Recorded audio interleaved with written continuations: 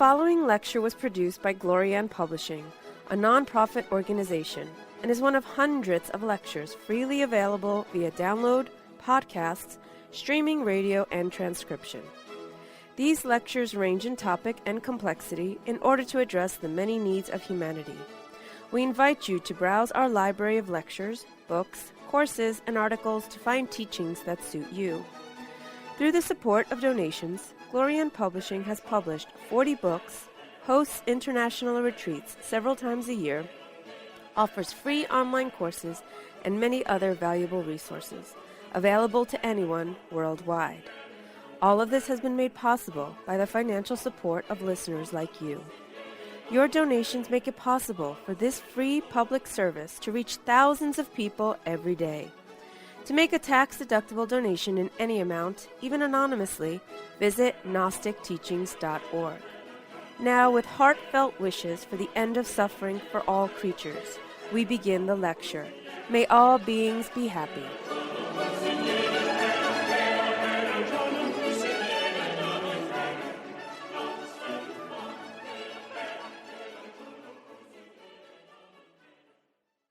Apollo, the Alpha and Omega of alchemy.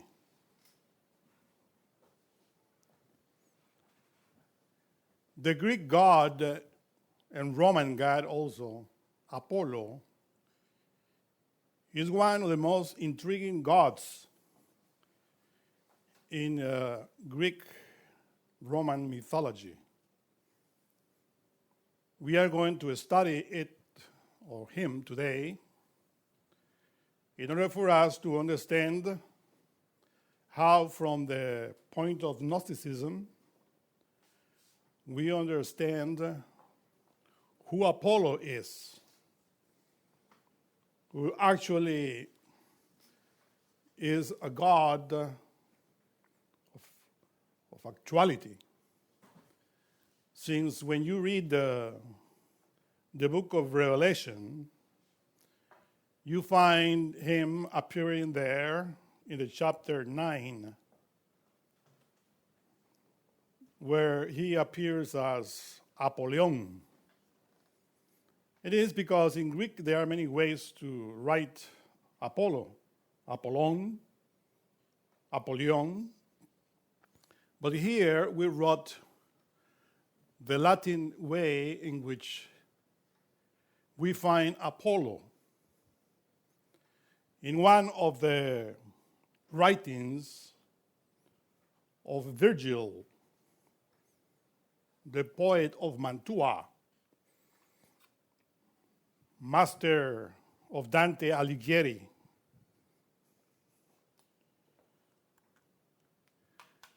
he said,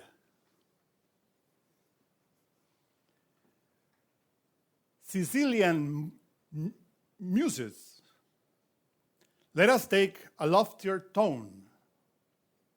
Orchards and humble tamarisks don't give delight to all. And if we sing of woods, they should be worthy of a council. Now comes the last age of the Cumean song. The great order of the ages arise anew. Now the Virgin returns, and Saturn's reign returns. Now a new generation is sent down from high heaven. Only chaste Lucina favored the child at his birth, by whom first of all the Iron Age will end, and a golden race arise in all the world. Now your Apollo reigns. Virgil. Of course, this is only the first chapter of all that Virgil wrote related with prophecy, in that many people in this day and age are commenting about. since Apollo, or Apollon, relates, of course, to Apollo, which in Latin is written with only the O at the end. That's why the title of the lecture is Apollo, the Alpha and the Omega. Because indeed, the letter Alpha appears at the beginning of his name and the Omega at the end of his name, which is pretty significant, Kabbalistic, alchemical. And we will see that. Of course, we find many writings about this God. And we find in the Secret Doctrine by Madame Blavatsky the following. Apollo is Helios, the sun. Phoebus Apollo, the light of life and of the world, who arises out of the golden winged cup, the sun. Hence, he is the sun god par excellence. At the moment of his birth, he asked for his bow to kill Python, the demon dragon, who attacked his mother before his birth, and whom he is divinely commissioned to destroy, like Kartikeya, who is born for the purpose of killing Taraka, the too holy and wise demon. Apollo is born on a sidereal island called Asteria, the golden star island, the earth which floats in the air, better said, in the space, which is the Hindu golden Hiranyapura. Hiranyapura. He is called the pure Agnopi, or Agnus Dei, the Indian Agni. And in the primeval myth, he is exempt from all sensual love. He is therefore a Kumara, like Kartikeya, and as Indra was in his earlier life and biographies. Python, moreover, the red dragon, connects Apollo with Michael, who fights the apocalyptic dragon, who wants to attack the woman in childbirth. See Revelation 12. As Python attacks Apollo's mother, can anyone fail to see the identity? For the way who understands the Bible lies through Hermes, Bel, and Homer, as the way to these through the Hindu and Chaldean religion symbols. The Secret Doctrine by Madame Blavatsky. Very interesting quotation in which we find indeed that Apollo is the sun. But many times when people read mythology, they think that mythology is pointing at the physical sun that we find as the center of the solar system, which is just the physical body of that which we call Apollo. Indeed, Apollo abides in the seventh dimension, or we can call zero dimension. It is the spiritual sun.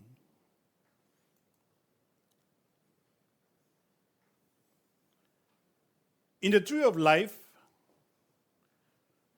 we find that it is divided by four worlds, or four manifested cosmos, or cosmoses, called Atziluth, Bria, Yetzirah, and Asia. Translated into English is the world of splendors, the world of creation, the world of formation, and the world of matter, which is at the very bottom related to Malkut.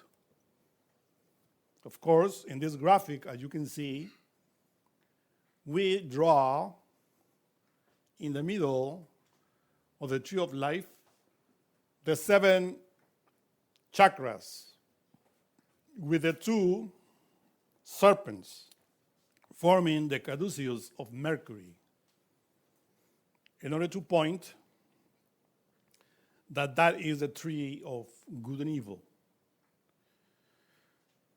Because the tree of life and the tree of good and evil share the same roots, which are at Yesod, that means foundation. So, Apollo is what we call the spiritual absolute sun, which is above Keter, the first emanation of that sun that we talked in different lectures. And is related, of course, with the abyss, which is the space.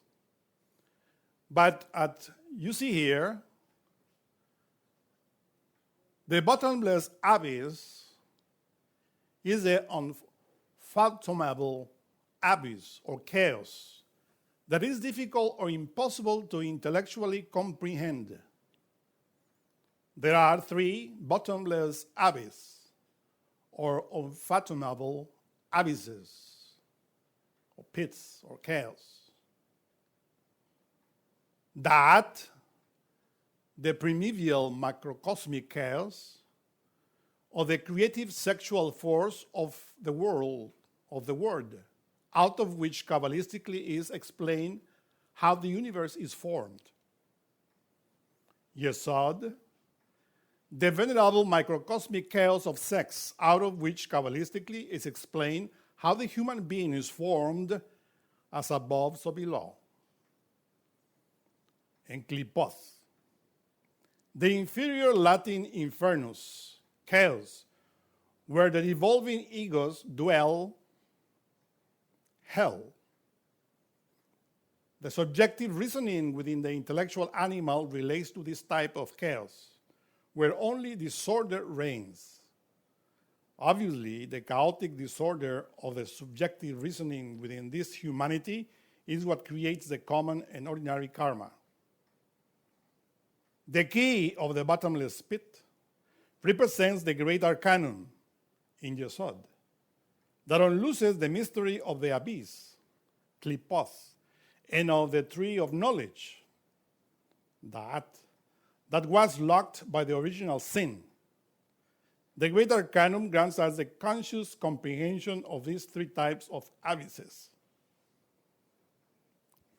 Master Samael Onveor states, the mystery of the abyss is one of the unutterable mysteries of occultism. But we are in the time of the end, so we have to unlock the mysteries in order for us to understand the abysses. When you look up into the space, you discover that the space really is a big, deep, bottomless pit abyss. From that abyss that we call Ain, the Ein Sof and the Ein Sof Or, the solar absolute, or the spiritual absolute, emerges the tree of life and the tree of knowledge. Tree of knowledge, precisely, which is the key in order to comprehend that. That's why that mysterious Sephirah, that is always beneath.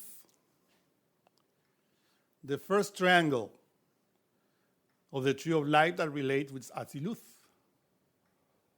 the world of splendors. Beyond that world of Atziluth, we find that we call the Ein Sof Or, the origin of it, that we call also the solar absolute. That is the spiritual sun that we are addressing. So the physical sun that shines physically in this three-dimensional world is just the physical vehicle or the physical body. Or we will say one of the physical bodies of that spiritual sun. That is Apollo. Behold that his name begins with Alpha, which is the same Aleph in the Hebrew alphabet. That's why the three parts in which the absolute is divided begins with A, with Aleph. Ein, Ein Sof, Or. Even the word or, Aleph, Vav, Resh, Aur, begins with Aleph, or with Alpha. That is pointing us that the origin of Apollo begins in the solar absolute, because Apollo is called Phoebus, Apollo, the bright one. And of course, that light, that brightness, begins that, and is that we call the spiritual absolute sun. In Greek mythology, when we look at the space and see all the stars or physical bodies of that spiritual sun, it is called Urania. Urania, the starry space, the feminine aspect of that space. But in the masculine aspect is Uranos. That's why in Greek, when you address the heavens, you said Urania or Uranos, the sky. And when you see the sky, you see all of those sparkling stars that are the physicality of that light that we are talking about. According to Greek mythology, the first gods that appeared from the chaos, which is the same Uranus or Urania, is Uranus, Gaia, and Eros, the god of love. That's the Trinity. Of course,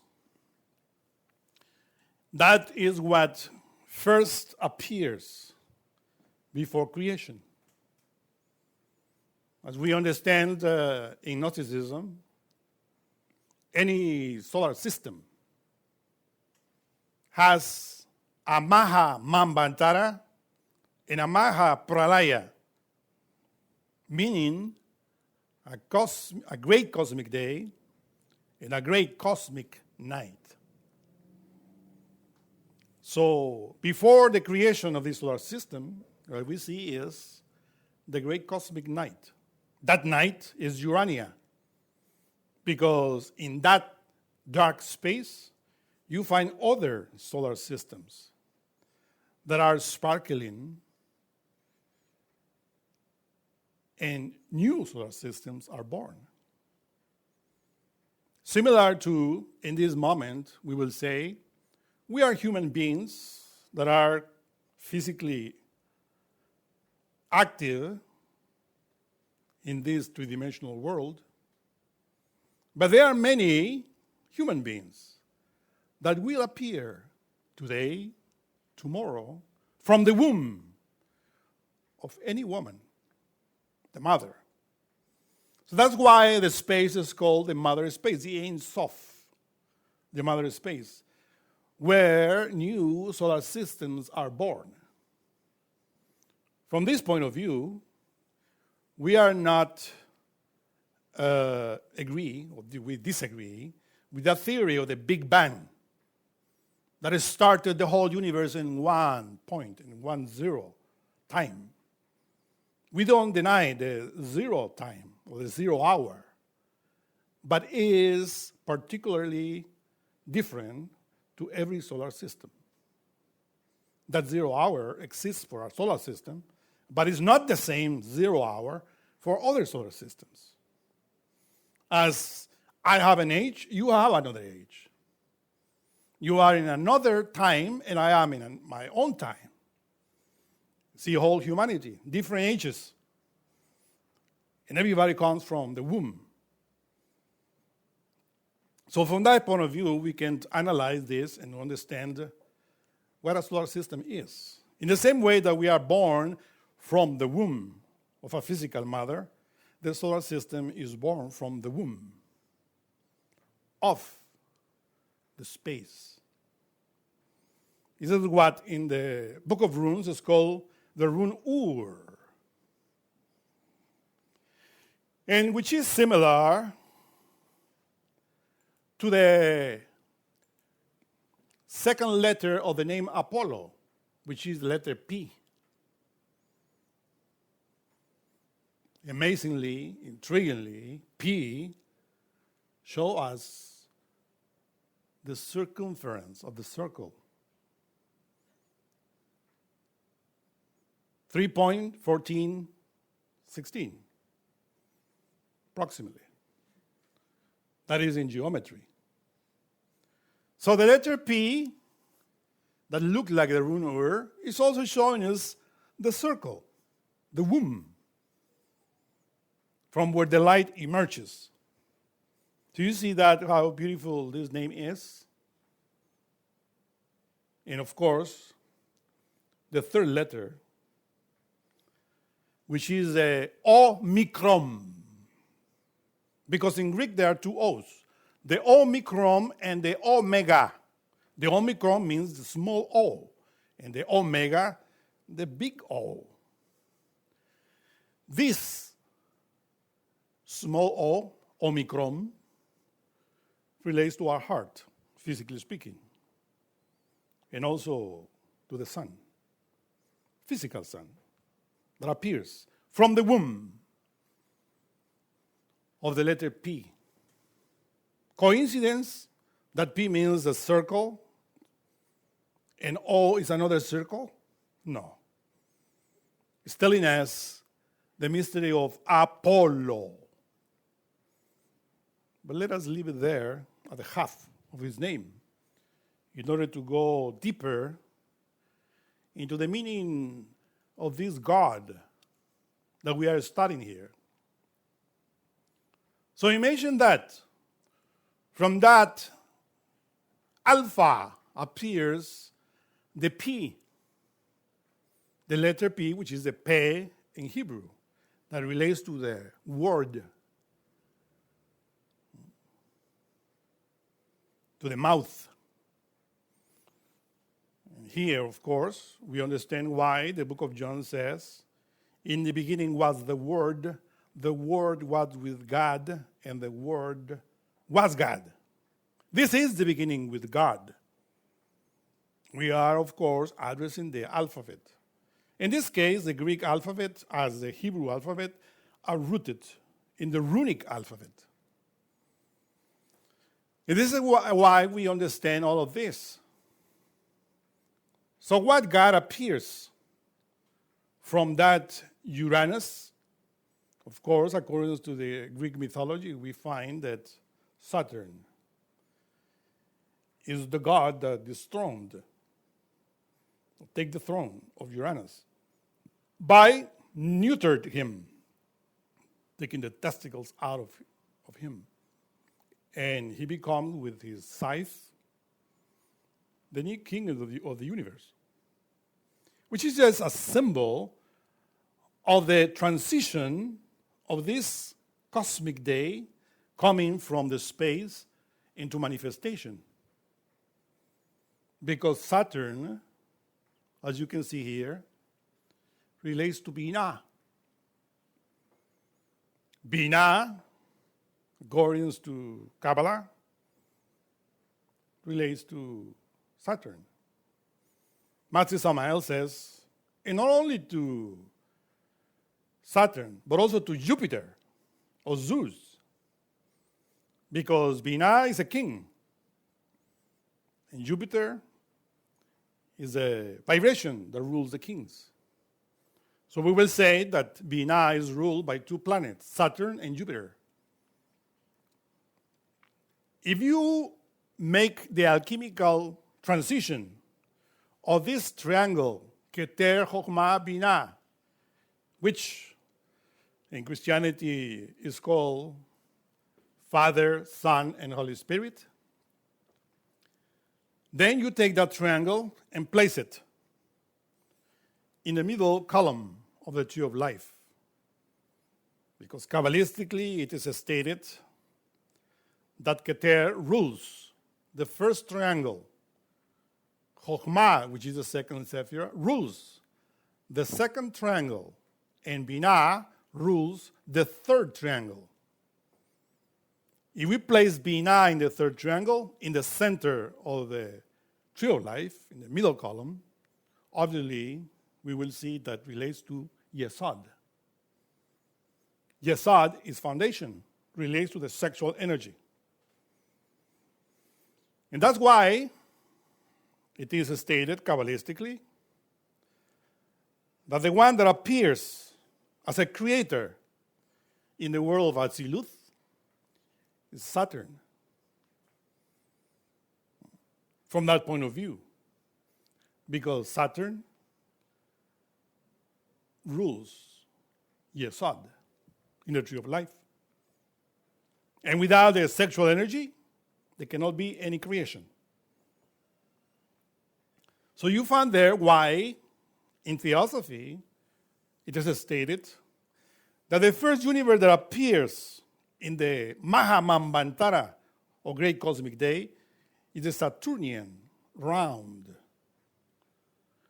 That Saturnian round, or first cosmic day, relates, of course, to the first manifestation of the first triangle, which always we point relates to the head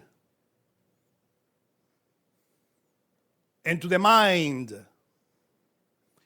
Because if we take the third triangle that relates to Binah, we place Netzach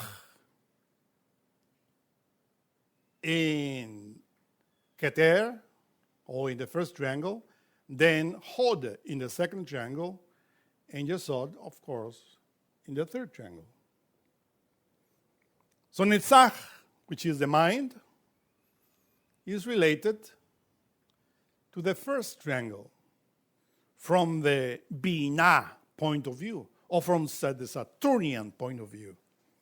That's why Master Samael on the earth states the Saturnian epoch was related with the mind. But we have to understand the tree of life and every alchemical element in order to understand what is he talking about and what all the masters talk about, the Saturnian epoch, the mind.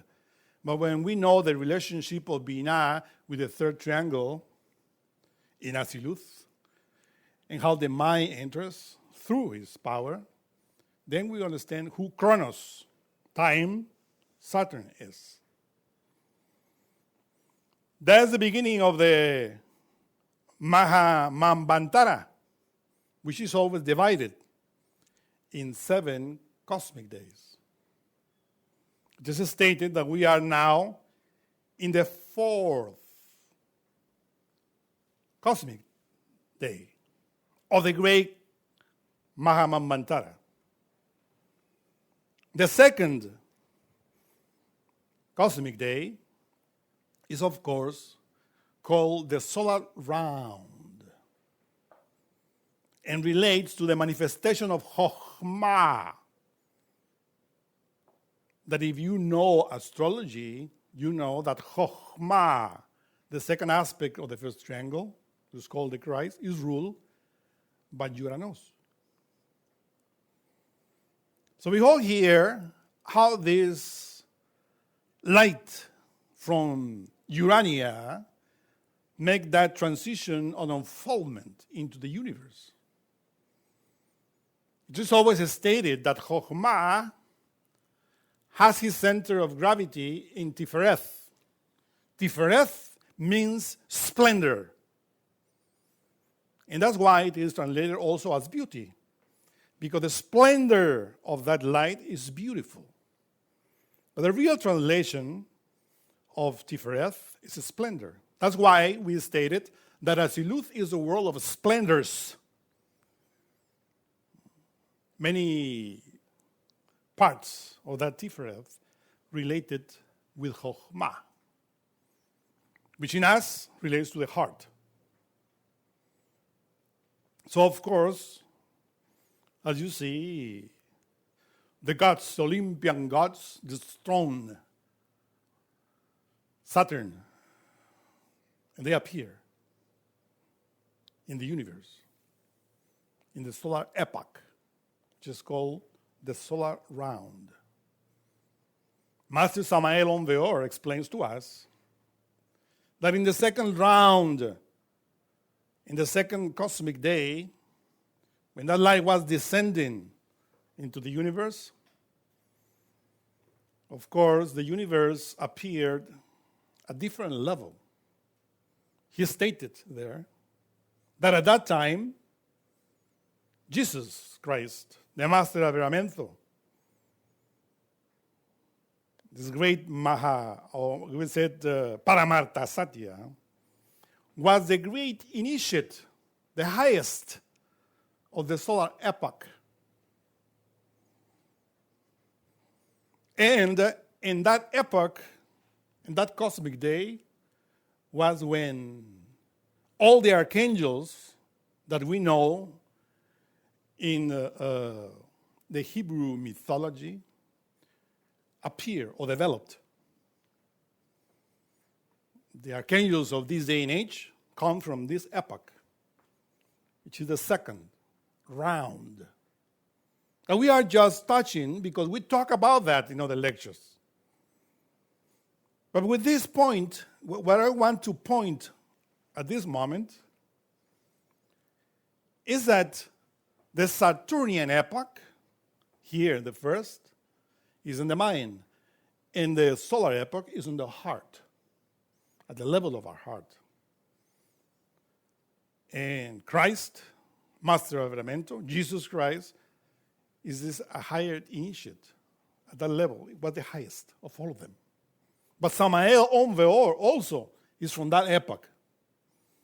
And all the archangels that rule now this solar system of this present cosmic day, which is the fourth.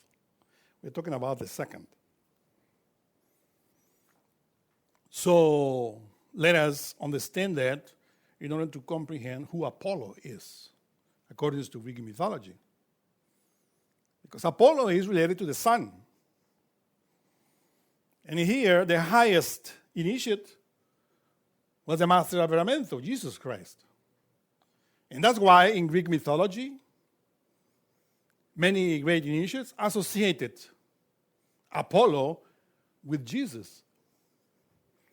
It was not a coincidence. It is because they knew that this great being comes from that epoch of our Mahamambantara, great cosmic day. Of course, after the manifestation of this round appeared the third round that we call the lunar round, which we call it lunar because it's ruled by Yesod, who is ruled by the moon. In that past cosmic day, the great initiate, the highest, was the Lord Jehovah. So now you understand, Jehovah is in the third, the Master Jesus or Master Avramento is in the second.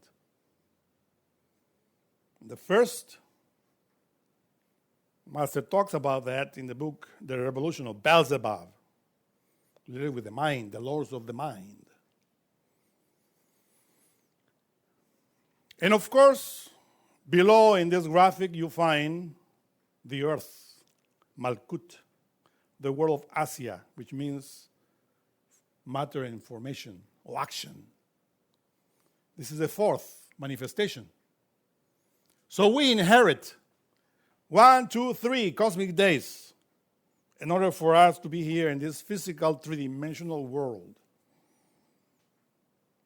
And as we always taught, in every cosmic day, nature recapitulates the former manifestations.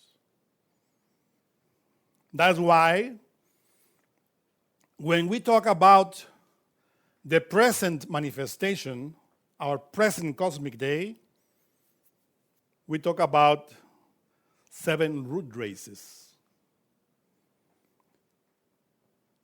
The 3 first relate to the recapitulation of the first round, second, and third round. And those root races is what we call the polar race or protoplasmatic race, then the Hyperborean race related to the sun, and the Lemurian race related to the third round, the lunar round. Our terrestrial epoch began in Atlantis, the first manifestation of this fourth round, Atlantis. That's why when we talk about Lemuria, Hyperborea, and the polar epoch, that's very ancient. Ancient times. The point is this: when you study Greek mythology, you find that Apollo is always associated with Hyperborea, the second root race.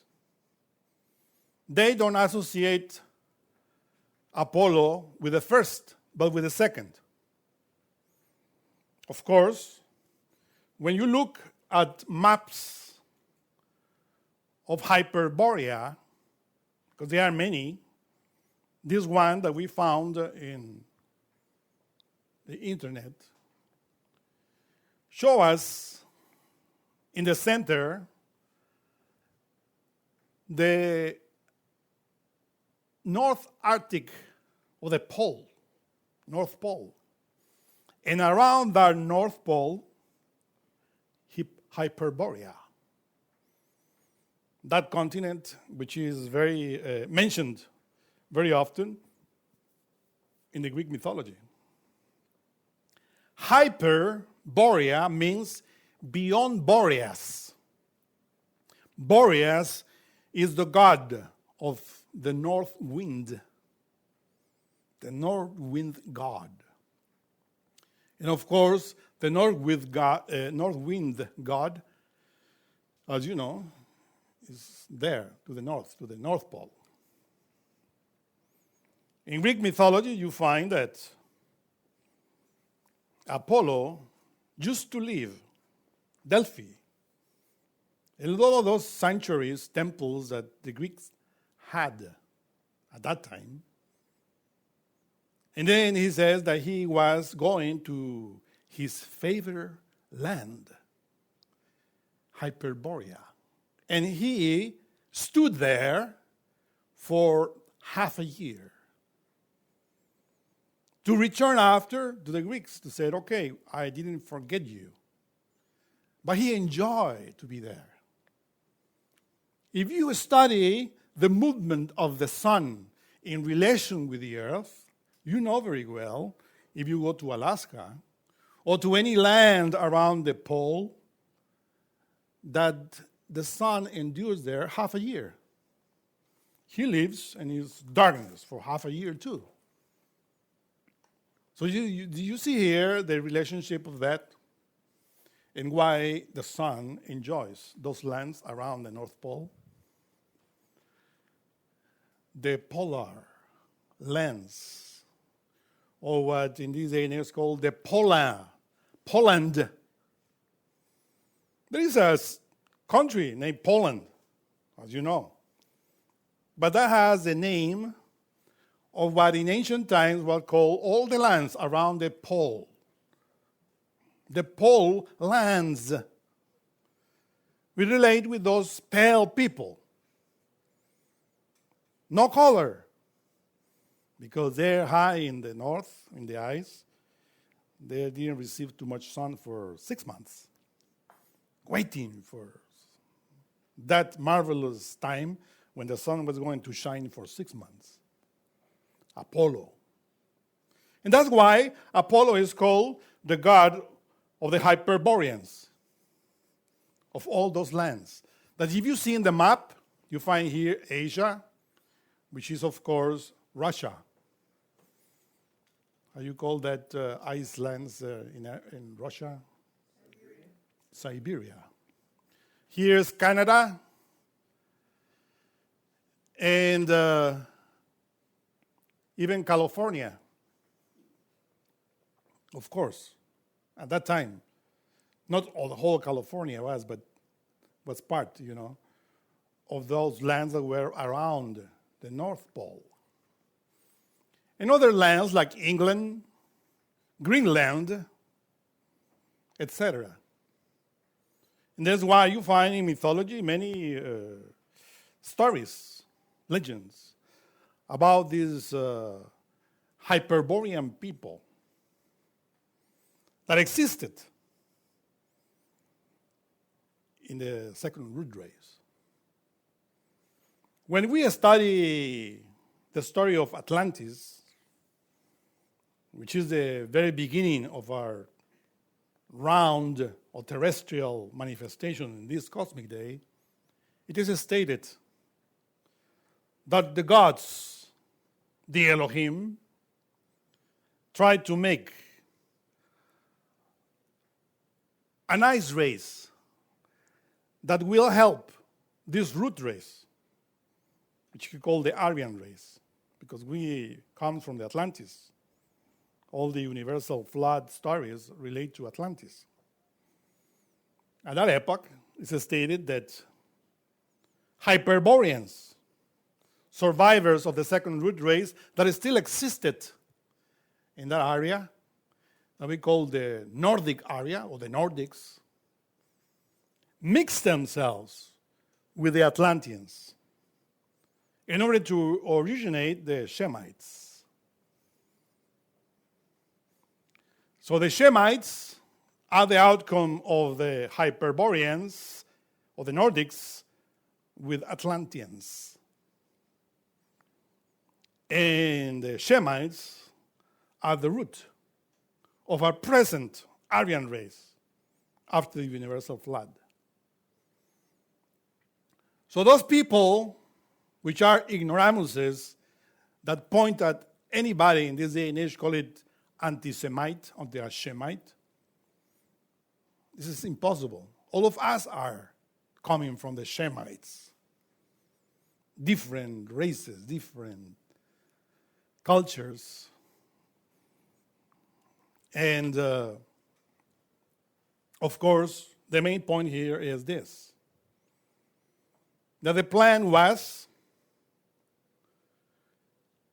to give the physical body in the Shemites' root to this great Hyperborean, or we will say solar god, that was the highest initiate in the solar epoch. And that's why the physical body of Jesus of Nazareth was not 100% Jewish. And the historians talk about that. Of course, was a mixture of Hyperborean with Shemites, or with Jewish race. And that's why initiates that knew about this painted always Christ or Jesus Christ with blue eyes and white skin, referring that his father was Nordic. And his mother was, of course, Mary or Miriam, a Jewish woman. From that point of view, you understand why is the book of Revelation, from the very beginning, talking about Alpha and Omega. The book of Revelation doesn't start that Jesus said in his manifestation to him, I am Aleph and Tav. He doesn't say that. He says, I am Alpha and Omega, the beginning and the ending. And he said it twice. But pointing, I am that being that was the highest initiate of the solar epoch. And that in this cosmic day, in the terrestrial manifestation, or terrestrial cosmic realm, appeared the solar epoch as the Hyperborean epoch, recapitulation of that solar epoch. And of course, that's why John, the divine, the writer of Revelation, talks about Alpha and Omega. And Alpha and Omega are the first and the last letters, as you know, of Apollo. And the second letter is the P, which is the circle of the sun. The O, which relates to our heart. And then the two lambdas. Or how you call the two lambdas? Are the two L's in Latin. This letter that look like an N is not an N, is a L. Double L. And that double L derives from Lamed in Hebrew. And you know, we talked about Lamed many times. That relates to the heart. There are two. Because in order to work with alchemy, we need two forces. The heart of the man and the heart of the woman. Right? So you see that, because in many lectures we stated that Lamed relates to the heart. The O is the vowel that you vocalize for the heart. P is a circle, which is an O. And Omega at the end is another. It's pointing us directly and very clear who Apollo is. He's not, of course, as people think, an idol. It's an archetype. An archetype that relates to all the cosmoses. The force of the heart. So the two L's relates to the heart of the woman and to the heart of the man in alchemy. And that's why the word Paul, in the middle of Alpha and Omega, in Greek, means much or many. Because in between the beginning and the end, there are many manifestations of that light, of that force, of that God. This is a Greek mystery. Of course, in other cultures, in other races, this sun god is called in different names. Surya is called in India. But let us continue with this Greek mystery.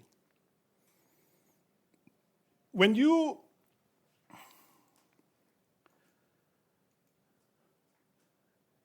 understand the mystery of this root race, as we explain it here, We understand this quotation by Master Samael Ondeor that goes deeper into this mystery. He says, in the times of Abraham the prophet, the spiritual absolute, between brackets, sun, acquired a beautiful harvest of solar men. During the first 8 centuries of Christianity, another small harvest was reaped. In the Middle Ages, a few more. Presently, the spiritual absolute sun is performing the last effort.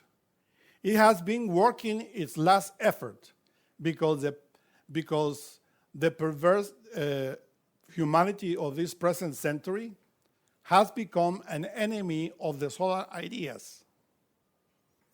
This humanity is terribly materialistic, mechanical, and 100% lunar. This is why the spiritual absolute sun is now making a last effort. It is trying to get a small harvest of solar men.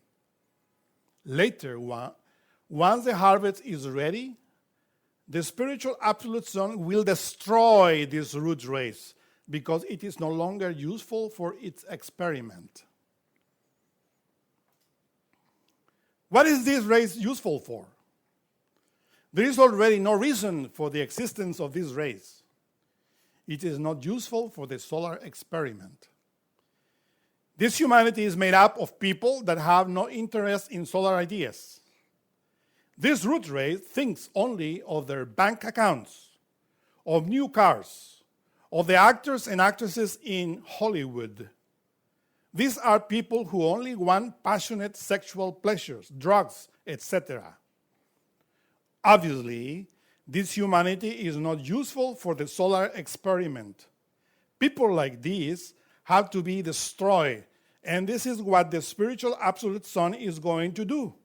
The spiritual absolute sun will destroy these people and will create a new root race in new continents that will emerge from the bottom of the ocean.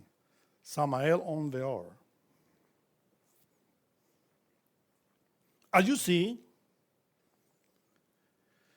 Apollo is also called the destroyer in the book of Revelation. But people always associate Apollyon with a demon. But the book of Revelation states very clear. And they have as king an angel of the abyss. It doesn't say a demon of the abyss. It says an angel of the abyss, whose name in Greek is Apollyon. It's Apollo, the same Apollo. The thing is this. Master Samael explains very clearly. When the sun loses any interest in the race, it's destroyed and creates a new one. Because the objective of creation is to create solar men, individuals with awakened consciousness. If you talk about this outside there to humanity, they don't care about that. This humanity is really lost. Rare are those that listen to the solar ideas. Rare are those that listen to Apollo. So Apollo indeed is like this god Shiva of the Hindu pantheon, who is creator and destroyer. Of course, the soul cannot be destroyed. But the physical body, the mentality, the sentimentalism that we have could be destroyed, annihilated. All of that we think that we are. The poor soul is bottled up within that ego that even crystallizes in this physical world. Humanity is identified with the lunar aspect, Nahemad and Lilith, the two lunar aspects And rare is that one that is trying to enter into the solar aspect of the matter. Of course, as Madame Blavatsky explained, Apollo is the same Michael. You know that Michael is the archangel of the sun. Michael means he who is like God. That's solar force. And Michael has that me that we talk in all the lectures. Who is who? That's why Michael means who is like God, like El.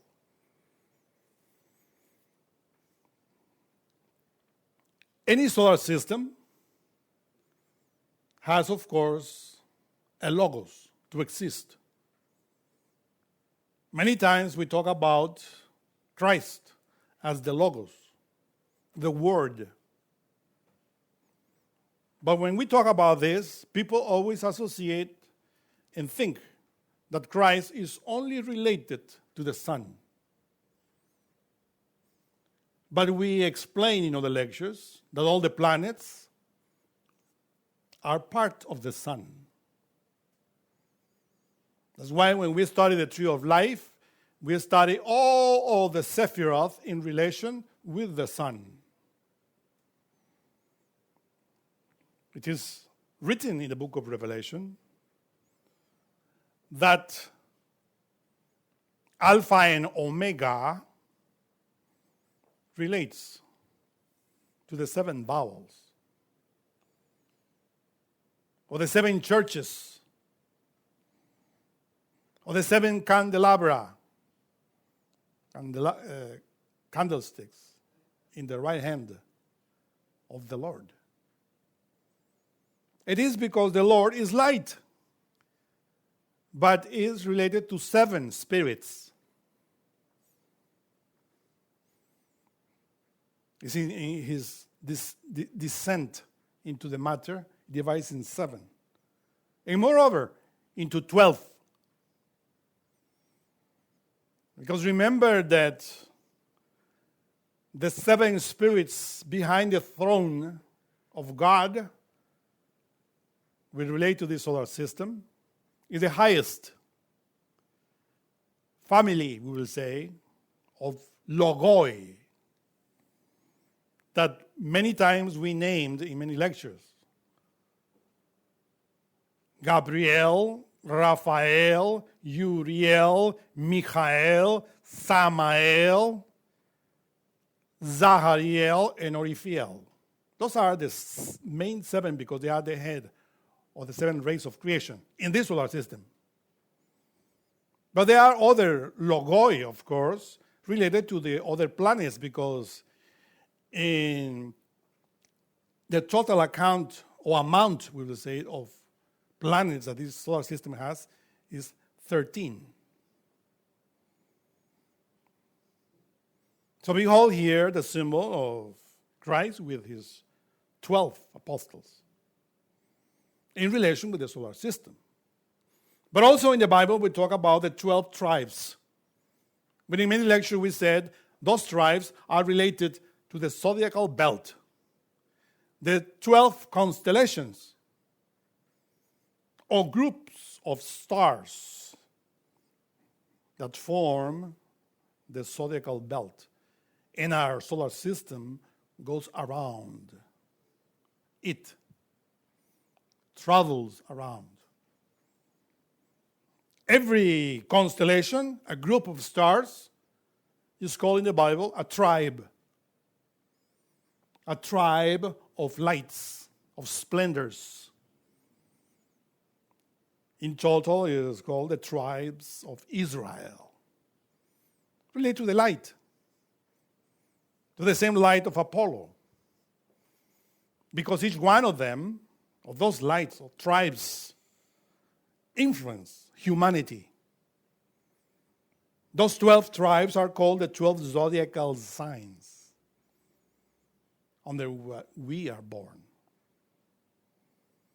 So we receive the light of those 12 tribes. We receive the light also of the 12 apostles or 12 planets or logoi. and we belong to any of the 7 rays of that we call Christ, which is a multiple, perfect unity or light. And of course, the highest among all of those sparks is the Master Avramento, who is a Paramartha Satya, a being that abandoned the abode of the Ain in order to appear in the solar system to help this terrestrial humanity. That's why when we name Master Jesus, Master Avramento, it's a very high being. And of course, we know that he is that being that represented Apollo, or Christ, or Surya, or the solar god. Christ in Greek, the Messiah,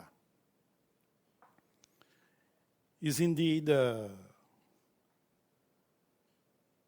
great symbol. Here,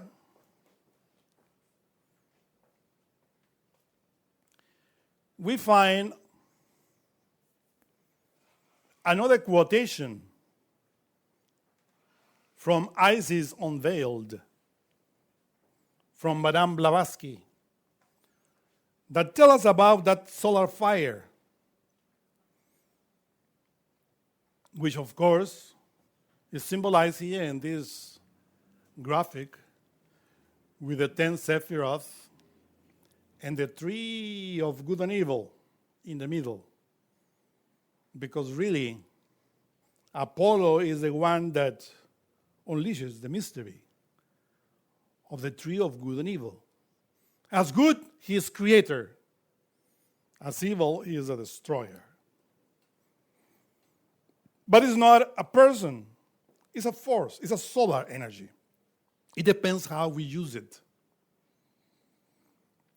It's the origin of the gods. Madame Blavatsky states,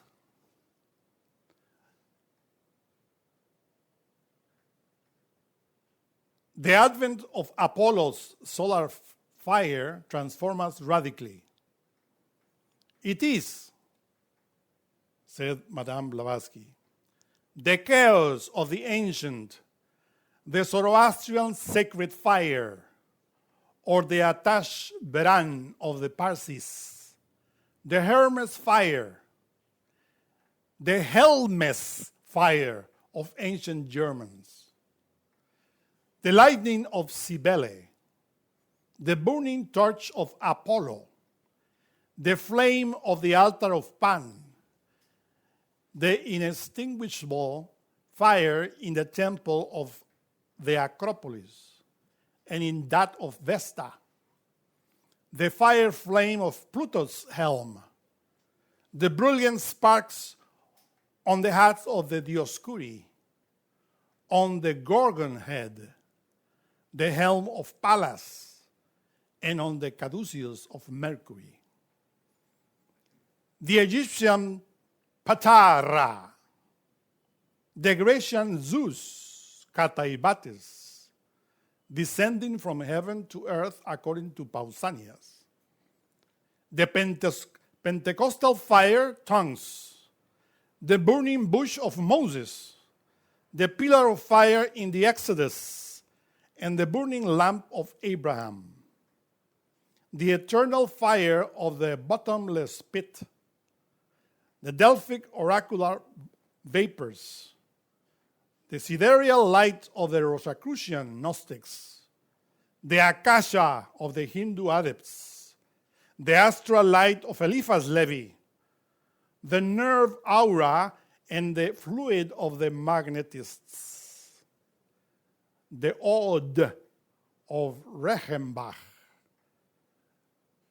the psychod and the etheric force of Thury, the psychic force of Sergeant Cox, and the atmospheric magnetism of some naturalists, galvanism, and finally, electricity. All these are but various names for many different manifestations or effects of the same mysterious, all-pervading cause, the Greek archeos. So, that is what Apollo is. It's energy. That's why it is stated that those that were worshiping Apollo were priestess and priest, or priestesses and priests, that knew the mystery of the trio of good and evil. That's why in mythology it is stated that Apollo was the son of Zeus, Jupiter, with Leto. This Leto is also Leta, which means wife. And from that comes the word Leda, that goddess that Zeus seduced in the form of a swan. Many state that Leda took also the shape of a swan in order to receive Zeus. And that reminds us, of course, the swan, which is a beautiful bird, white bird, which is ready with love. And white bird reminds us also the white dove of the Holy Spirit that fecundated Mary. Same myth, which is nothing but an allegory of those alchemists that work with the two forces that we call Ava and Aima, within. When we start working with Ava and Aima, we have to go to Hyperborea, beyond the Boreas, beyond the wind, the north wind. Do you realize that when you breathe, you are using your north, the top of your head? That's the wind. What is beyond your breathing or your breath, your lungs and your nose, is a Hyperborea. There is when the sun of Apollo appears in the Sahasrara chakra. And from then, that spiritual bird called white dove of a swan descends into your matter when you are pure, like a swan, like Leda, we will say it. Because in this case, Leda represents your physicality that start being purified. And when your physicality is purified, and then you receive that beautiful swan. And in the case of Mary, that was chaste, and he received that swan. But that Mary represents your physicality. Because before Mary being the Virgin Mary, he is Mary Magdalene. Magdalene, or the priest of, because Mag is priest, or priestess. A priestess, in your case, your physicality, that start working and annihilate your 7 capital sins in order to become virgin. But that process of chastity, of virginity, that we need to acquire, is an alchemical process, long process. And when you finally are physically chaste, then the white dove of the swan, Zeus, come and fecundate you and insert into your heart Apollo, the soul of God, Christ, in other words. And this is what happened to the alchemists that follow the rules of alchemy. They long for the incarnation of Christ, for the incarnation of Apollo. which in this day and age is teaching through Samael on Veor. Between parentheses, I remember now, the Master Samael in one of his lectures states, and one of his books too, many Kabbalists state that Geburah, that is ruled by Samael, is ruled by Mars. And many try to be in contact with the Geburah through Mars, but they failed. Why?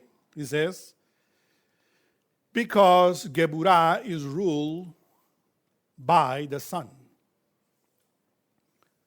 It's also ruled by Mars, but mainly by the sun. We will say in this case that there are two suns in the heavens of the tree of life, Tifereth and Geburah. Two suns. That's why Geburah is the intuitional world, or the world of intuition. When we talk about Geburah, we talk about intuition. But people that do not have experience, direct experience in the superior worlds with Geburah, they think that it's only Martian. But Mars ruled not only Geburah, but also Gedulah, which is Chesed. And the sun rules also Geburah, because there are two suns, especially in our physicality. The first sun relates to our heart, with his systole, diastole, right? Tifereth. But there is a might that do that, and we always state it. That's Geburah. It's might. It's that force that pushes the blood in all our physicality. So really, Geburah palpitates in all our physical body, in all the blood, which is red. That's why Geburah's color is red. But it's associated, intimately related with Tifereth. So that's explainable why the symbols that we find in the book of Revelation talk about Apollo and talks about the fifth archangel of spirit that descends from heaven with the key of the bottomless pit. And that, of course, is the key of the tree of good and evil. And that fifth archangel is Samael. But John the Divine says his name is Apollo. And then you said, and people that don't know alchemy and Kabbalah says, I don't understand. He's the fifth, but it's Apollo. And Apollo is the fourth. So what is this?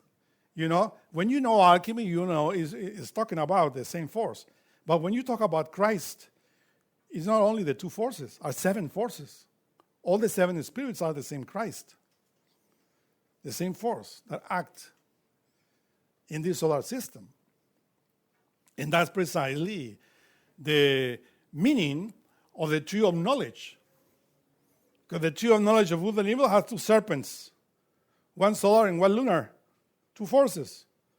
Master Samael says, there are two suns in the space, certain prophecies. I take that prophecy in relation with alchemy, and I see two suns, Tifereth and Geburah, because the two Sephiroth are ruled by the sun. When we take Tifereth, it is ruled by the sun and Venus. When I said that, I experienced precisely that Sephirah, Tifereth, and I saw that it was related with Venus and also with the sun. But then I understood. I said, well, before the sun rises, Venus appears here in this earth. And before the sun sets, Venus appears. So Venus and the sun are related. Tifereth, or Venus and the sun, are in Tifereth. But in Geburah, it's not Venus. It's Mars and the sun. The might of Mars in Geburah and the sun as well. So there are two suns there, related with our monad, or the initiation. that we had to see and that we see when we are on the path. Two suns in the space. Not this physical space, but the psychological initiatic space inside of us. We see those two lights, these two suns.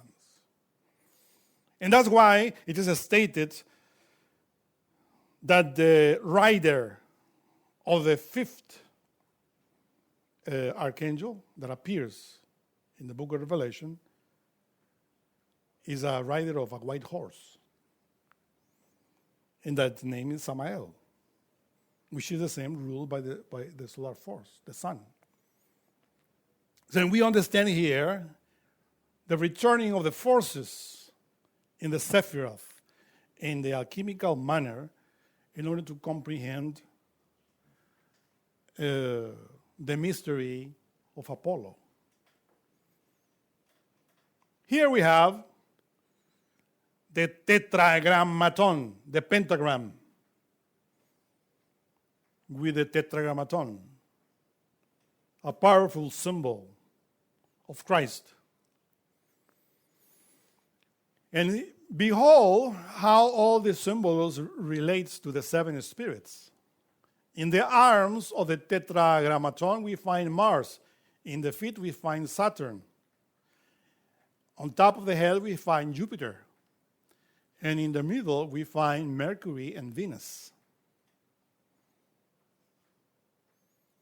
Those are how many? And the sun here and the moon. The two polarities. The seven spirits. Synthesized in the pentagram. That's why this is the symbol of Christ, very powerful. And with the symbol of the elements. We will say the five elements. Ether, represented by the space there. Then the cup is water. The staff is the air. The sword is the fire. And the star of Solomon or David is the earth. But behold, that the tetragrammaton, or the pentagram in this case, has Alpha and Omega, the beginning and the ending. Omega is here upside down in order to point that the forces of sex, which are there in the Omega, which is the big O, is precisely they have to go up through the caduceus of Mercury and by the forces of Venus. So this is what is between A and Omega, the many forces of the caduceus, alchemy. And this is what the pentagram teaches us. That's why when we said Alpha and Omega in the pentagram, well, we understand that the letter, or the big O, the Omega, is in the sexual organs. In alchemy, we say, where can I find in my physicality the solar absolute, that force that is the alpha that descends in different levels and steps and finally crystallizes in my physicality? Where is it? That big O or Omega is in the sex. There we find our own particular solar absolute. That's why the law of the cosmic trogo-auto-egocratic states that all the forces that the solar absolute sends in the universe have to return back to him in order for that circle or circuit to continue in the space, creating new solar systems. The energy descends from the absolute and returns to it. Solar absolute. That's the circuit. Now you can see the circuit of that light. So that light ends in the very center of the philosophical earth, which is called the physical body.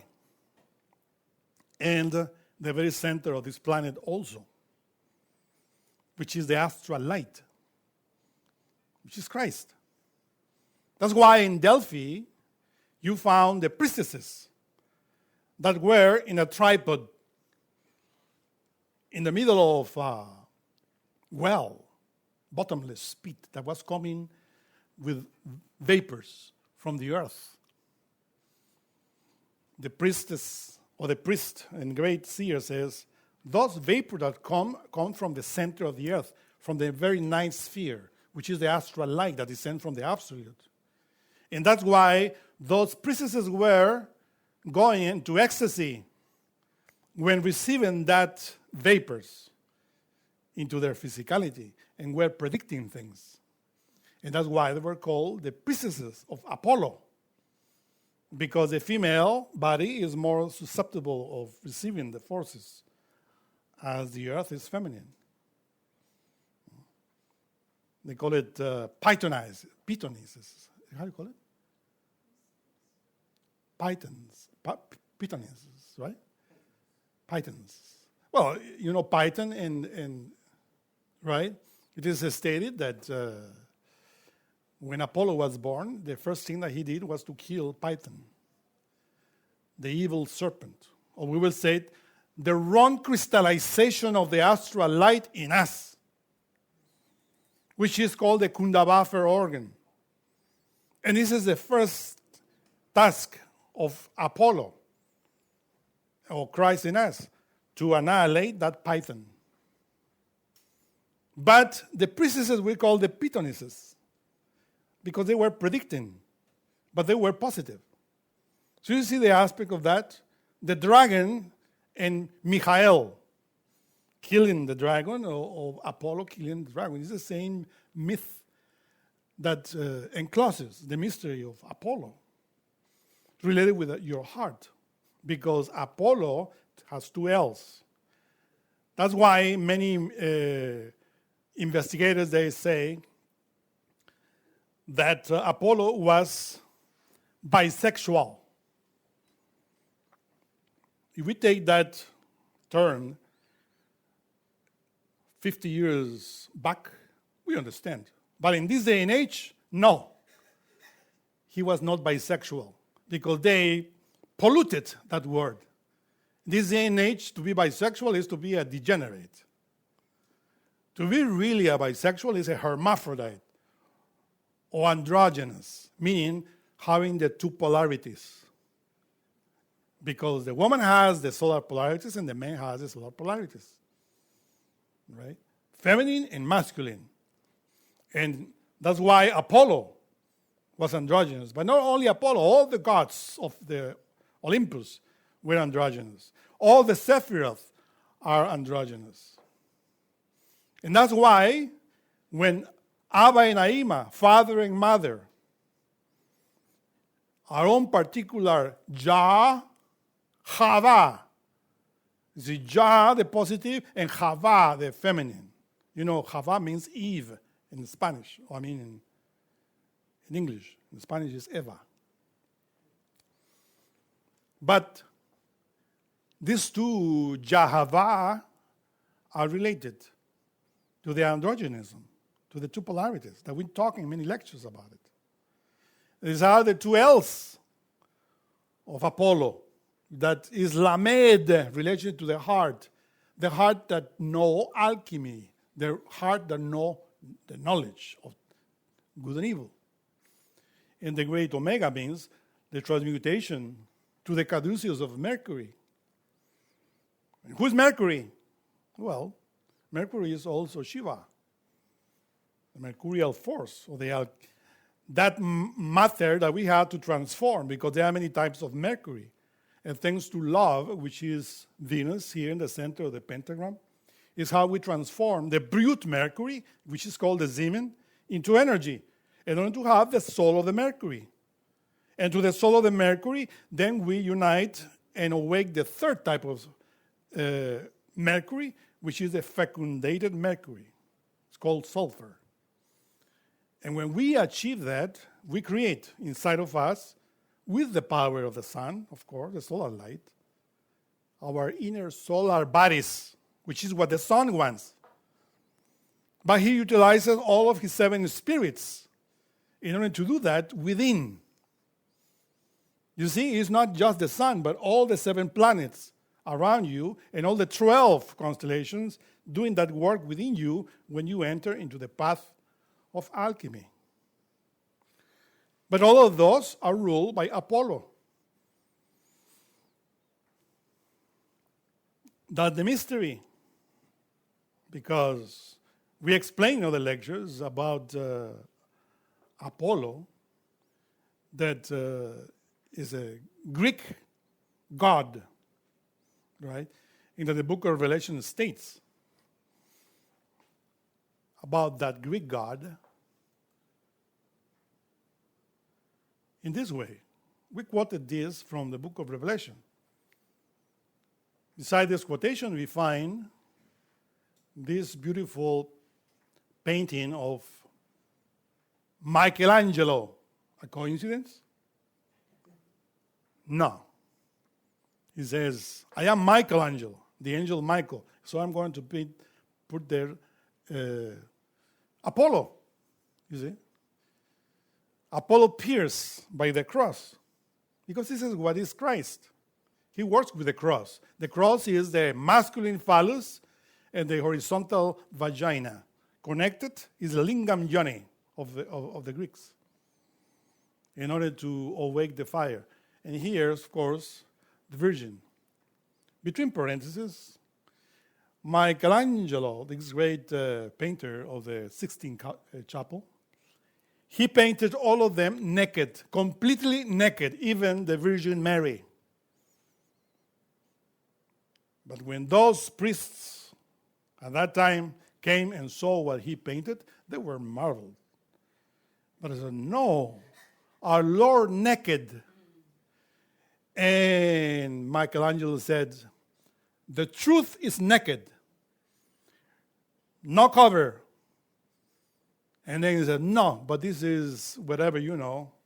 These sanctimonious priests made other painter to put that and cover the sex and to put Mary in that way.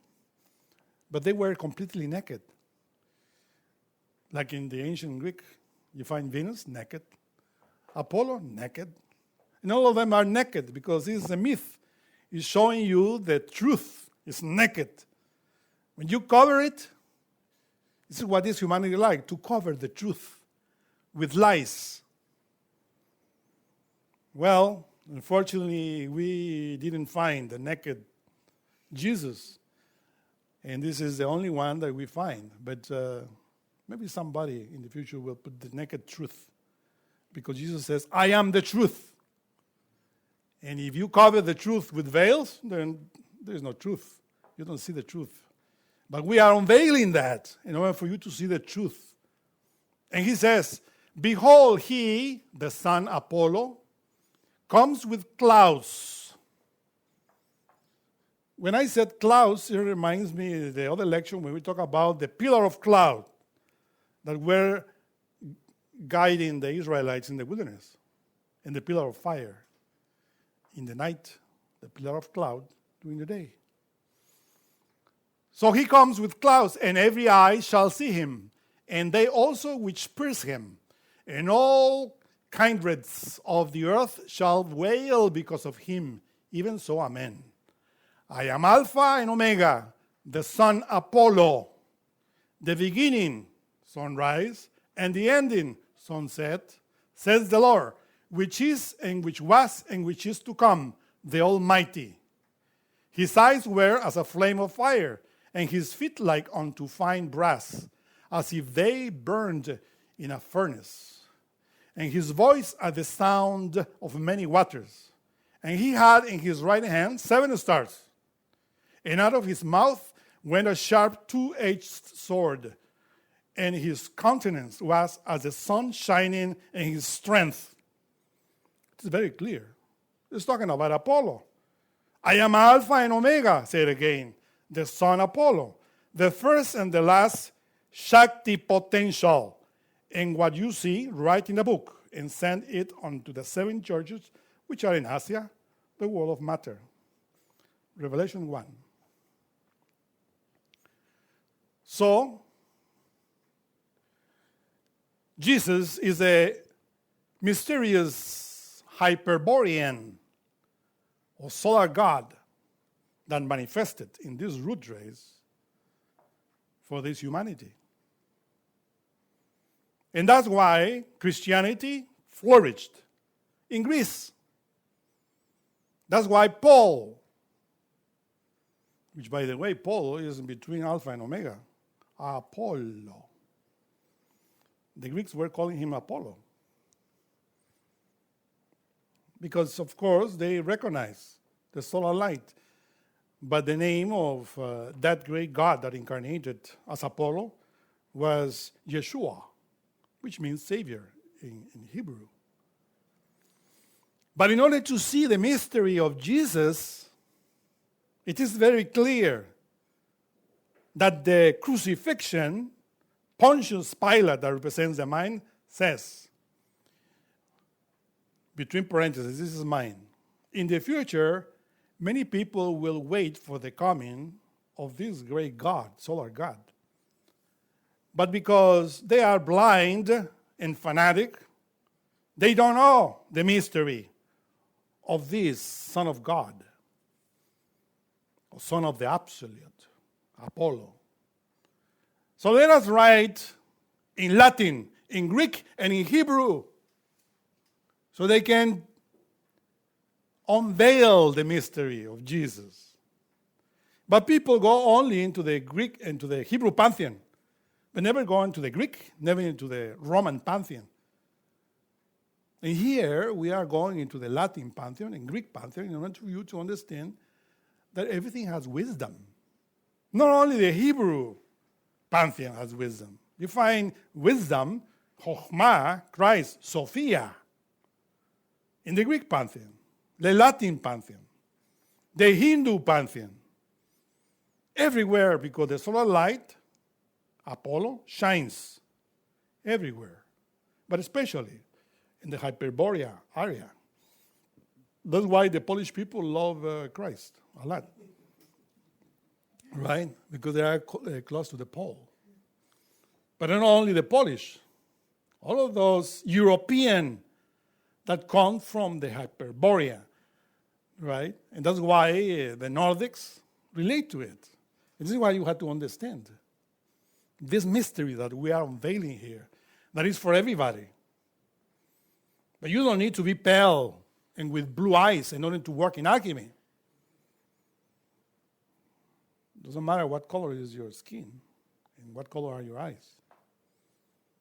Because the true light shines within your heart, which is always bright. And that is the point. And that is Apollo. And that's why Master Jesus wrote in Pistis Sophia, when he descended from the 13th Aeon, down, he said, "For this cause I have chosen you verily from the beginning through the first mystery. Rejoice then and exult. For when I set out for the world, I brought from the beginning with me 12 powers, as I have told you from the beginning, which I have taken from the 12 saviors of the treasury of the light, according to the command of the first mystery.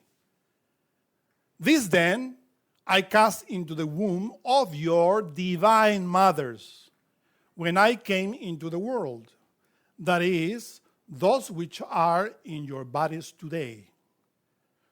For these powers have been given unto you before the world, the whole world, because ye are they who will save the whole world, and that ye may be able to endure the threat of the rulers of the world and the pains of the world and its dangers and all its persecutions, which the rulers of the height will bring upon you.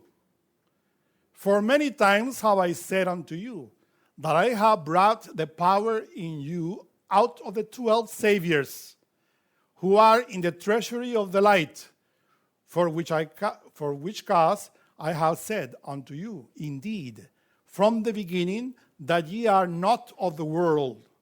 I also am not of it. For all men who are in the world have gotten their souls out of the power of the rulers of the eons. But the power which is in you is from me. Your souls belong to the height. I have brought 12 powers of the 12 saviors of the treasury of the light, taking them out of the portion of my power, which I did first receive. And when I had set forth for the world, I came into the midst of the rulers of the sphere, and had the form of Gabriel, the angel of the eons. And the rulers of the eons did not know me, but they thought that I was the angel Gabriel. Better said, Geburael, the God of Geburah, in other words. You see, here is hidden Geburah, and Gabriel is really Geburael, the God of Geburah, which descends from Geburah, which is the fifth Sephirah, down to Malkut, or we will say to Yesod, the sexual force. Because when we feel the sexual potency, is Geburah, the one that given to the male, sexual potency in order to have erection, and to the woman, sexual humility. And that comes and descends from Geburah, which is that might that we were talking about, the solar force, down to Yesod, the sexual force, in male and female. And that's why in Yesod, Gabriel in Hebrew is Geburael, the God of Geburah, or the mighty man. This is about Gabriel represented by the mighty male, or the mighty force. But that mighty force, Geburael, in the depth is Samael, the God of volcanoes, or the fire that is in the center of our philosophical earth, and also this planet. So, Master Jesus dictated this in the Pistis Sophia, that quotation that we read. Is written here, you can find it in the Pistis Sophia, unveiled. And he is saying, we're talking about the first mystery. Who is the first mystery? It's Keter, the first emanation of the light. And of course, he comes with that first mystery. From the very beginning. The very beginning is Bereshith. In the beginning, God created. From that very beginning is from that where Jesus, or that Averamento, Master of the Light, came down. With 12 saviors. Or 12 powers. In other words, Christ is 12. 12 forces. And that's why he chooses, or he chose, in other words, 12 apostles. Where he explains that each one of them were part of him. Because all of us are part of the Lord. When you have an experience with the Lord in the world of Chokhmah, you don't find there a personality that you will say, oh, I experienced Chokhmah, the second Sephirah that relates with the Son, with Christ, and I saw that Chokhmah is Jesus. No. If you concentrate in Jesus, you will see Jesus. But if you concentrate in Krishna, in Chokhmah, and then you will see Krishna. Personally, I meditated investigating Krishnamurti, because Master Samael on Veor states that Krishnamurti is one with the Glorian. He said, well, the only way to verify if it's true that Krishnamurti is one with the Glorian is to meditate in Chokhmah, concentrated in Krishnamurti. And then I had experience with Krishnamurti. But in that experience, I was Krishnamurti. Of course, Krishnamurti was still alive at that time. It's impossible to be two Krishnamurtis. But then I understood. I penetrated into the sphere of Chokhmah where everybody is one. And if you want to investigate who is Jesus, you see yourself as Jesus. You want to investigate who is Zarathustra, you will see yourself as Zarathustra. And if you want to investigate, for instance, if I want to concentrate and investigate in you, in front of me, then I will become you. Because as he explains, all the souls emanated from him. But it is Christ the one that he's talking about. It's Apollo, the solar light. All of us come from that light. Unfortunately, we are trapped within the matter. And that's why we don't see that we all us are one. The same force. So when we walk on the path, then we discover who this Apollo is. You want to experience and concentrate in Apollo in Chokhmah, and then you will see as Arjuna, when he was asking Krishna, show me your universal form. And of course, Arjuna entered into samadhi, into ecstasy. And then he saw the universal form of Krishna, which were thousands of individuals in him. And it is because in Christ, everyone is one. And that's why the Master explains that. Of course, the main forces are those forces that already became one with him. The 7 logoi in the solar system already became one with him. The 12 constellations and all that stars that shine in the zodiacal belt already became one with them. And that's why they are shining. If we follow the path, eventually, in the future, we will be another star in the space. But right now, we are darkness. And our earth is emptying without form, alchemically speaking. We have to work with these solar ideas in order to be born spiritually, inside. And that is the treasury of the light. What is the treasury of the light? The Ein Sof Or. That is the treasury of the light. The solar absolute. When we penetrate there, we discover the multiple perfect unity. But we are in the very bottom of that multiple perfect unity. You see here is the earth. And you work with the tree of good and evil, the tree of knowledge here in the middle of the pillar of the middle of the tree of life, you eventually will become a solar man. Solar man is someone that developed within the tree of life and the tree of knowledge of good and evil, and became one with Apollo. So now you understand why, in this day and age, in the chapter 9 of Book of Revelation, is stated that a star fall from heaven with a key of the bottomless pit. And that knowledge is the knowledge that we are given now. And his name in Greek is Apollyon. If you don't follow the rules, then he will destroy this humanity, which is lunar, but in the Hebrew manner, which is in the left, which is Abaddon. Abba, the father, Adon means Mr. Or Adon. Adonai is the Lord. But Adon, for instance, in Israel, when they talk to you respectively, it says Adon, and then say your name. Like in Spanish, which is Don Juan, right?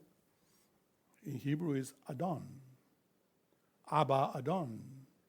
Everybody here is identified with Abba Adon, going down, because there are two ways. The lunar way, Abaddon, and the solar, which is obvious, is Apollyon or Apollos. Do you have questions?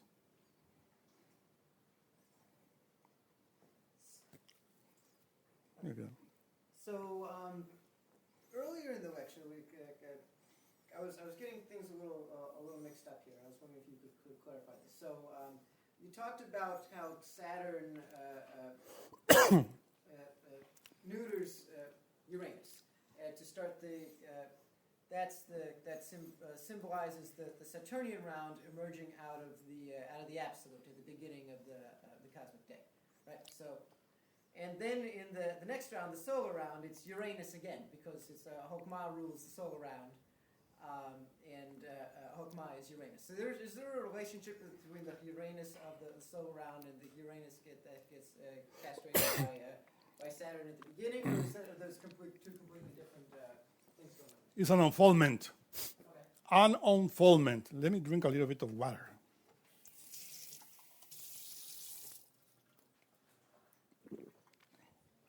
Nobody offered me water during the lecture, so I had to serve myself. Anyhow, Uranus, you have to understand, rule the sexual glands. So even now, we are ruled by Uranus in the age of Aquarius, because Aquarius is ruled by Uranus. So understand Uranus, the descension of Urania, of Uranus in the chaos, which is called chaos, different chaos of abysses that we explained here, right? And that's it. This unfoldment of that force, Christic force, from the absolute to the solar, to the lunar, to the terrestrial. All of those forces are, Uranus is always there, but in different level. Meditate in that, and you will see it more clearly. Here. I have like 3 questions. They're all related to, I think, points of differentiation, like the spiritual absolute sun. I didn't hear you use the word Avalokiteshvara. Is that the same thing? Avalokiteshvara. Yes. Avalokiteshvara is another manifestation from the Buddhism or Taoism, right? Kuan Yin. Avalokiteshvara is represented with many hands and many arms. It's the same manifestation, the universal manifestation of the Lord in that particular pantheon. And it's the same as the spiritual absolute sun. Yes. It is. My other question is Ein Sof the same as what HPB refers to in the secret doctrine as Mula Prakriti, or is that yet another, not the same? Yeah, the Ein Sof is the Mula Prakriti, or the root of Prakriti. Okay. Of course, the Ein Sof. That's why we will say this is the feminine aspect. All the universes emerges from the Ein Sof and return into the Ein Sof. That's the Maha Manvantara and the Maha Pralaya relates to this complete circle that begins in the Ein Sof, or the manifestation of the matter, which is the Mula Prakriti, and the different Prakritis, because in Gnosticism, we study 5 aspects of the Divine Mother related with the pentagram. And the first aspect is precisely Mula Prakriti. The last question I had was the term Gibora, and you related that to the blood in the physical body. And I also wanted to know if Gibora is also related to willpower. Yeah. Is that a Will, Martian is a Martian, yes, yeah, willpower, but also solar, right? Geburah is the might. That's what Geburah of the solar force, but it's also related with Mars because it's related to Elohim Gibor. You see, in the world of Aziluth, it's called Elohim Gibor, the positive ray of Mars, or Elohim Geburah, right? The gods of Geburah. And yes, of course, that force descends and gives us sexual potency.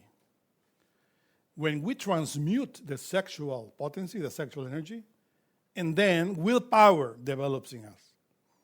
In the beginning, we are very weak because we are accustomed as animals to spill the sexual solar force.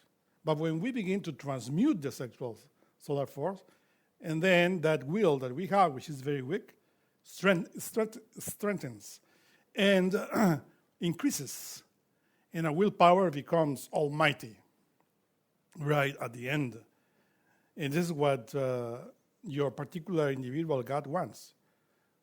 Might, willpower. That's why in Gnosticism we said, our motto is telema, which is a Greek word for willpower. And that's our motto, yeah? I have a couple questions too. The Ein Sof is, you could say, it's feminine. It's the womb. In this aspect, yeah, is the womb, which is feminine, but also has to be fecundated By the Ein Sof or by the Ein. The Ein Sof, or in this case, using is the sun.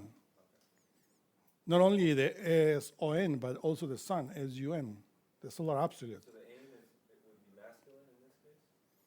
Yeah, in this case. But in the absolute, we cannot talk about these two polarities because the absolute is beyond polarities. But the manifestation of the two polarities come from the absolute. And obviously, the Ein Sof Or, which we call the solar absolute, is the sun, or the first manifestation, which is the light.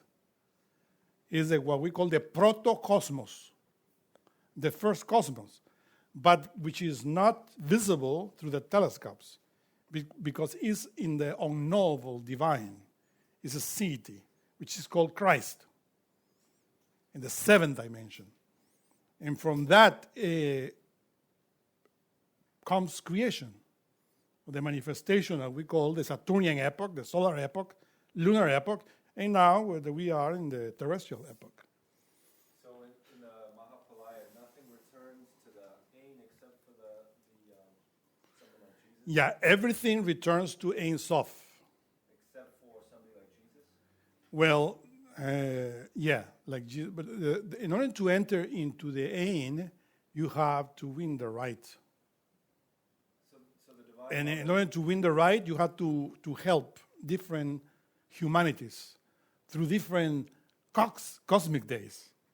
Because this is the law of Christ, sacrifice.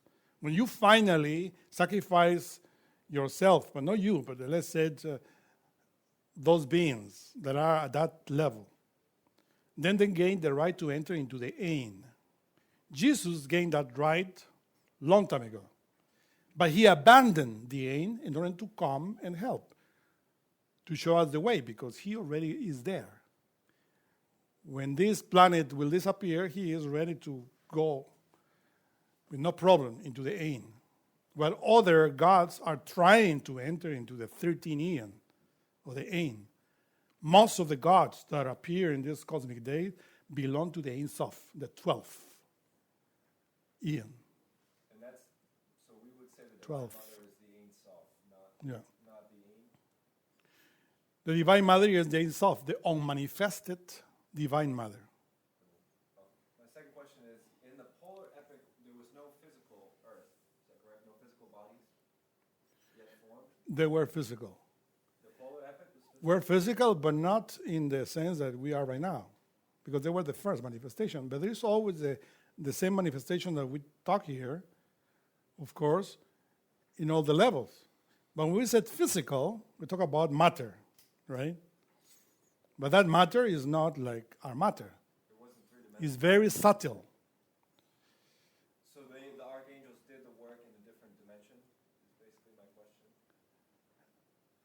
Well, we need to meditate about that in order to comprehend every cosmic day.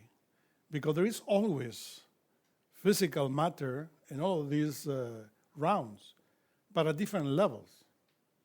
You see, the level in which we are right now, which is the terrestrial level, is a very dense, gross, physical matter.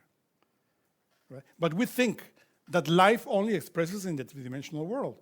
But physical life, for instance, resurrected masters exist in the fourth dimension, which is not three-dimensional. It's a fourth. It's tetradimensional. And they are physical. But that physicality that they have is immortal. We have a mortal physicality because we are fornicators. But there are other physicalities that are very high, that are incomprehensible. That's the word. This is a very long word for us. One more question. Yeah? So Samael rides on a white horse, and then you see the white horse in many Greek myths, and Muhammad rode a white horse. So what are some of the symbols of the white horse? The white horse is the physical matter. Purified? Purified, of course. It's physical? That means that he controlled the physicality very well. You know, a white horse, a wind horse, controlled by the being. And that's the symbol of Pegasus or the unicorn. White horses. The horse always represents the equine, the animal with 4 legs. And those 4 legs are Netzah, Hod, Yesod, and Malkut that we have to control. So could it be a symbol of all of the bodies purified? Yeah, white. Right? But also in the book of Revelation, they talk about 4 horses. The white, the black, the yellow, and the red. Also related to the 4 lower Sephiroth in different manners. One needs to know how to read the book of Revelation because it's an alchemical, Kabbalistic book, very deep. So deep that nobody understands it. Good, because they didn't touch it, you know.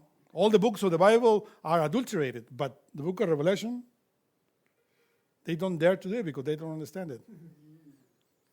Yeah? So on the slide that had the painting from the Sistine Chapel, Yeah. there was a quote about the double-edged sword coming out of the mouth.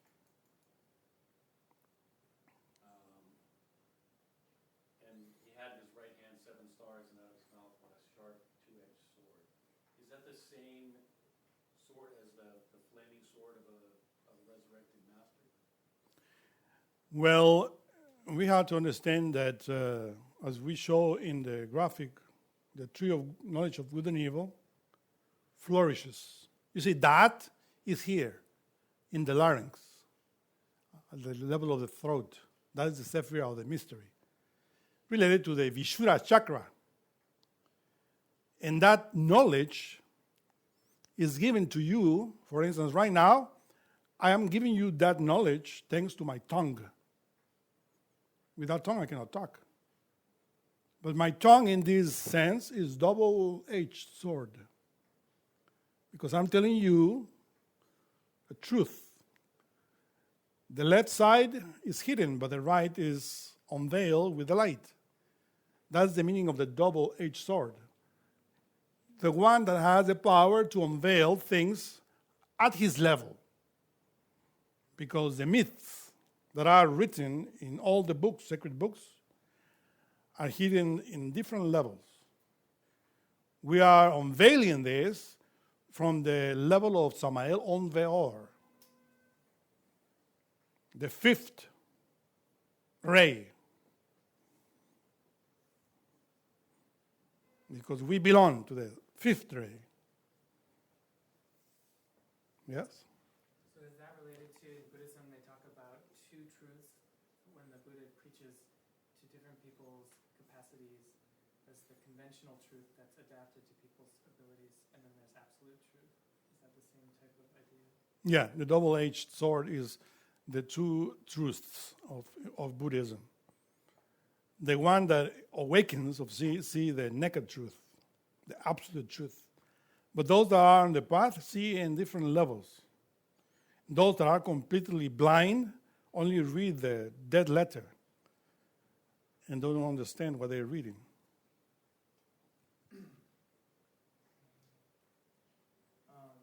So Nietzsche talks about like Apollonian and Dionysian, I think, like tendencies that are opposed. The what?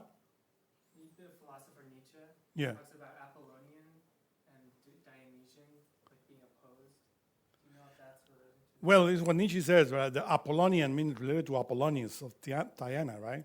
Which relates, of course, to this truth because Apollonius was a disciple of Apollo. That's obvious with his name, right? And the other is, you said, what? Dionysius. Dionysius is related to the mystery of good and evil, the tree of knowledge, alchemy, the god of wine. The opposite, we will say, is Bacchus. You know? Because in this day and age, people are organizing bacchanalias, right? In which they abuse the god of wine and the sexual energy, which is the true wine that comes from the Master Jesus says, I am the wine, the blood. You have to drink the blood of Jesus. That is sort of light, geburah, and eat his own flesh. That is the sexual matter that we have to transmute. You know, the sperm in the oven, that's the flesh of the solar light that crystallizes there and create life. Right? Which is the mystery of the Eucharist, of course. But we don't have to go deep into that because we talk about that already in other lectures. But that is, we will say, the Bacchus, the opposite of Dionysius. And Nietzsche, he knew about this mystery. He knew about it. He talks in his Thus Spoke Zarathustra, very clear. But many people misinterpret Nietzsche because he is very rough, but very profound. Particularly, I love Nietzsche. He is Thus Spoke Zarathustra. But many people misinterpret Nietzsche. Because in order to comprehend Nietzsche, you have to awake and to be an alchemist. Otherwise, you don't know. From the beginning at the end, that book. And all the books of Nietzsche. That he called himself the Antichrist. Right? Not that he was against Apollo or against Christ. The Antichrist meaning I am against all your beliefs on what Christ is. And that is not Christ. So I am an Antichrist from that point of view. But if I explain what Christ is, then you see that really I am Christian. But not from the common and ordinary belief of Christ is. Because that idol has to be disintegrated in each one of us. Because we were taught about that from the beginning. The Catholic Church, they made a mess of the doctrine of Jesus. Another question? Can you elaborate a little further on the significance of Jesus getting confused with Gabriel by the rulers of the eons? Wouldn't you think the rulers of the eons would know better? Well, the rulers of the eons are the laws of karma, and they are in different levels. And of course, those rulers also are people in the earth that rule this humanity. And they think that the angel Gabriel was sent, but it was the same Jesus sent to his own divine mother, right? Because the light of Christ has different parts. Master Samael says, the Lord has 49 levels, 49 parts, and even more. But the basic ones are 49. And we talk about just 7. The Trinity is what? The 7, the Hepta, the 12th, the 24th, elders that appear in Revelation. There are more parts. And of course, the point that the Master Jesus says that I appear as Gabriel, because if I see Gabriel, I know that he exists in the sphere of the Lord as one with the Lord. And not only Gabriel, Michael, Samael, Orifiel, Zahariel, and any archangel is one with the Lord. This is what we have to comprehend and understand. So we say that the aim is darkness, and then there's also the darkness of Klepoth. So are we to understand that within Klepoth, within that trapped energy, release is the same energy as the aim, right? Is that the relationship between Klepoth and the Ein Sof Or? When we talk about the abyss, darkness, of course, there are different types of darknesses. When we talk about darkness of the Ein, that darkness, which is between the first triangle called Dat, is a darkness because we cannot see it. But when we make light in the darkness, you see it. Now you know the light, the truth, there is no excuse. Right? But there is another type of darkness, which is degeneration, which relates to Klepoth, hell. But it's the same energy, it's just trapped, right? Is the same energy? No, it's not trapped. It's the energy that destroy the garbage. There's recycling process there. All that matter that is no longer good is degenerate, is devolving. So Apollo, or the solar force there, destroys it. But in us, like in our own particular Klepoth, if we understand those elements, if we understand our own darkness, If you understand your own darkness, your own Klepoth, your own hell, that turns into light. and then you liberate, not turns. The soul, as you read there, and the Master Jesus says in the Pieces of Sophia, the soul is part of the light, but it's trapped. In other words, what another speaker says, you are looking to be what you already are. You know what I mean? The soul is light. You disintegrate the ego. What remains is light because it's part of the Lord. But if you don't disintegrate that which trapped the light, which is your soul, then nature will do it for you. And that's called hell. Hell is a recycling process in which the ego, that we call my anger, my pride, my self-esteem, my vanity, my lust, my anger, all of that will be disintegrated down there in order to liberate the light, which is your soul. And when you meditate and comprehend what you are in the darkness, then the light is liberated when it's disintegrated. And you become what you are. But it's a transformation of the darkness, isn't it? Because the energy can't really be destroyed. Because energy doesn't get destroyed. It just Transformation of the darkness. What do you mean transformation of the darkness? well, I'm saying it's energy. The light comes from the darkness. When you disintegrate that darkness, in this case, Klepoth, that darkness becomes cosmic dust. But energy can't be destroyed. So isn't it the transformation of that energy back into light?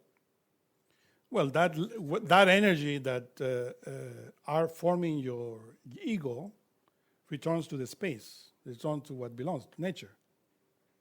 Because it's obvious that we have mind, we have emotions, we have feelings, but that belongs to nature. Right? As it is written, you are dust, and to the dust you have to return. That's the matter. Adama, as you call in the Bible. But your soul is light, pure light. And when you liberate that light, you become enlightened. But right now, we are in darkness. Remember that. Nature will take from you what belongs to it, and that's your ego. If you don't want for nature to disintegrate your ego down there, that belongs to nature, disintegrate it here. And give to nature that belongs to nature. Or what Jesus, the Master Aramento, said. Give to Caesar that belongs to Caesar, and to God that belongs to God. Thank you very much.